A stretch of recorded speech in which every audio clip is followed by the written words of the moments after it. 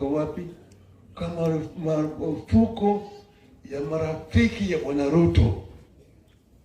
Hii pesa yote inaenda kwa mfuko ya marafiki ya Bwana Ruto na yeye mwenyewe. Tulisikia mambo ya KEMSA, ile mambo ya KEMSA ya kununua sijui neti ya nini ya umbu. Tulisikia hiyo wale ambao walihusika kwanza walifuta ile nini permanent secretary, lakini wale ambao walihusika ni wao Bwana Gachagua na mtoto yake walihusika na hii mambo ya wizi ya nini ya neti ya umbu. Hawa wanajulikana. Ulize Bwana Ruto alisema atatatua, anafunika Bwana Gachagua, maana yake wanakula naye pamoja hiyo mambo ya KEMSA. Kwa hivyo na juzi ulisikia nasema ati gharama ya mbolea ilikuwa juu. Sasa tumerudisha gharama ya mbolea chini. Ati gharama ya mbolea ilikuwa shilingi 7,000 kabla tujaingia kwa serikali, tukarudisha ikawa 5,500, baadaye tukarudisha ikawa 2,500. Urongo mtupu.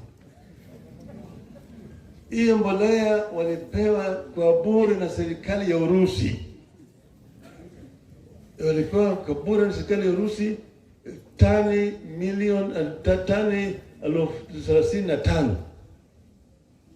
Vile Bwana Kisii amesema hapa, waliongeza mchanga ndani ya hiyo mbolea ikafika tani 100,000 tena 100,000. Sasa wanauza kwa shilingi 2,500 kwa kila gunia, lakini hiyo mbolea walipewa bure. Ilikuwa inatakikana wapewe Kenya bure.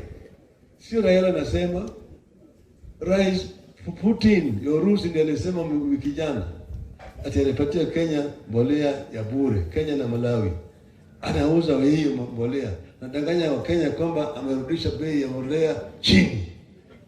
Jinga hiyo, sio ni ujinga? Sio ujinga? Anafikiri wa Kenya ni wajinga. Lakini yeye mwenyewe alisema wajinga waliisha Kenya. Nataka ajue kwamba wajinga waliisha Kenya. Sisi tumesema tuko tayari kuongea. Mmeambiwa hapa sisi tumekuwa tunaongea juu ya mambo ya serikali ambayo inaweka Wakenya wote pamoja. Sisi hatujasema hata siku moja tunataka kuwa ndani ya serikali ya Ruto. Mambo tunataka handshake. Handshake na mkono ambayo iko chafu. Utashika mkono ambayo iko chafu. Sitaki kushika mkono ya Ruto ambayo ni chafu. Sitaki. Siwezi kushika na kuingia katika serikali na wewe na wezi. Nitaharibu shida yangu. Sisi tumesema ati wewe unakaa pale mleiba, najua, lakini juu ya kwamba Kenya ni Wakenya wote. Kenya ni Wakenya wote, Wakenya wote wanatoa ushuru. Hapa Kisii na Mira mnatoa ushuru kila siku. Kila siku mnatoa ushuru. Mama akienda kwa duka pale akinunua chumvi, ametoa ushuru. Ukinunua sukari, umetoa ushuru. Ukinunua mkate, umetoa ushuru. Ukinunua ile Coca-Cola, ukinunua hiyo Coca-Cola, umetoa ushuru kubwa. Ukivuta sigara ndani yake, ukinywa ile one for the road, hiyo ni mambo yake. Hii ni ushuru ambao mnatoa usiku na mchana, upende usipende.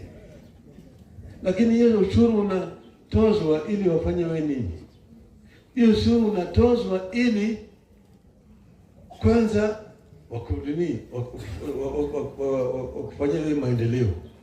Wajenge barabara, wajenge shule, walete dawa kama mgonjwa. Kama kuna kazi, waajiriwe. Sasa kuna ubaguzi. Vile mnasikia ati Ruto anaajiri permanent secretaries 51. Kazi hiyo kwa kila moja kabila yake ni 13. Hakuna hata Mkisii moja. Kana jina anaweka 13, hakuna Mkisii hata moja. Alafu anaweka hii Nyanza yote, anaweka Wajaluo wawili, anaweka Mkuria moja, lakini kabila yake ni 13. Je, hii ni ungwana? Je, ni ungwana? Na kazi zote iwe ni kwa jeshi namna hiyo, iwe ni kwa pande ya polisi namna hiyo, hiyo kwa pande zingine za maklak na nini, katika serikali kuna ubaguzi kubwa, ukabila. Hiyo ndio tunaongea juu yake. Hapo tunasema hatuwezi kukubali watu wetu wanabaguliwa na wao wanatoa ushuru. Watoto wetu wanatoa ushuru. Sisi wasisemi ya kwamba tunataka tuingie kwa serikali yako. Hata ile ambayo nasema ile ya handshake na Uhuru. Mimi mlisikia kama nilikuwa na waziri ndani ya serikali ya Uhuru? Tulikuwa na waziri katika serikali ya Uhuru? Tulikuwa hata na nini? Na permanent secretary? Hatukuwa nayo. Ruto ndiye alikuwa naibu wa rais kwa muda hiyo yote. Anakula mshahara, ana walinzi, anahudhuria katika mikutano ya cabinet. Alafu baadaye anasema Raila ndiye alikuwa anaharibu. Je, mnafikiri wajinga ni wengi sana Kenya hii? Kwa hiyo naambia Bwana Ruto, tumesema tuzungumuze. Lakini hapana tisha sisi. Sisi ni wengi kushinda watu yako.